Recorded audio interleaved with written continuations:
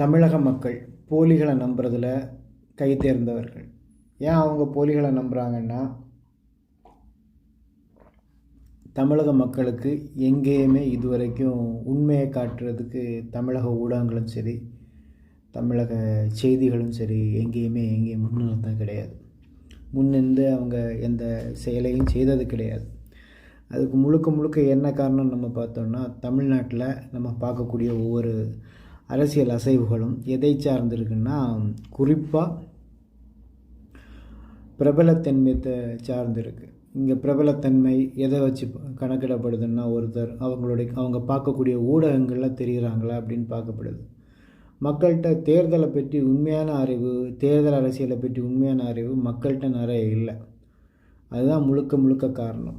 அவங்க உதாரணத்துக்கு ஊடகத்தில் பயணிக்கக்கூடிய நிறைய நபர்கள், நேற்றுக்கு கூட ஒரு செய்தி பார்த்தேன். ஹிந்து இதழுடைய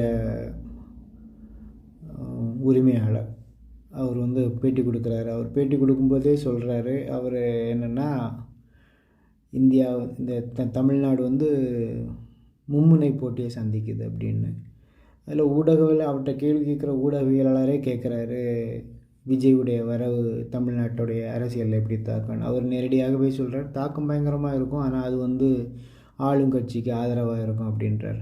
ஆனால் தமிழ்நாட்டில் மும்முனை தான் போக்கு தான் இருக்குது. அதே மாதிரி அந்த ஊடகத்தில் பார்த்த முக்கியமான இன்னொரு விஷயம் என்னென்னா, காசு கொடுத்து போடுறாங்களா காசு கொடுக்காமல் போடுறாங்களான்னு தெரில, பேட்டியை கொடுக்காத நபருடைய அரசியலை ரொம்ப விளம்பரப்படுத்துகிறாங்க. அதுவும் ஊடகங்கள் இந்த வெளிச்சமாக இருக்கிறத தான் காட்ட நினைக்கிறாங்க, உண்மையை காட்ட நினைக்கலை.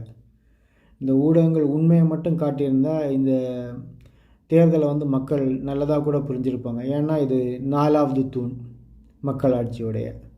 இந்த ஊடகங்கள் அந்த வேலையை தெளிவாக செய்யாததோட காரணமாகவே தமிழ்நாட்டு மக்கள் நிறைய காலமாக தோற்கடிக்கப்பட்டுக்கிட்டு இருக்கிறாங்க.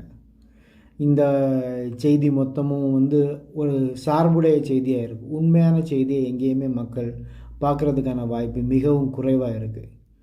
ஒரு ஊடகத்தில் ஒரு செய்தி எழுதினா கூட ஒரு நிறுவனம், தனியார் நிறுவனம், தனியார் மருத்துவமனை ஏதாவது குற்றங்கள் எழுதும்போது கூட இந்த தனியார் நிறுவனத்தின் முதலாளி அப்படின்னு எழுதுகிறாங்க. ஒரு ஊடகத்தில் ஒரு தனியார் நபருடைய பேரை கூட, ஒரு தனியார் நிறுவனத்துடைய பேரை கூட கொடுக்கறதுக்கு இந்த ஊடகங்கள் இவ்வளோ பயப்படுதுன்னா, இந்த ஊடகங்கள் யாருக்கு கட்டுப்பாட்டு கீழே இருக்குது?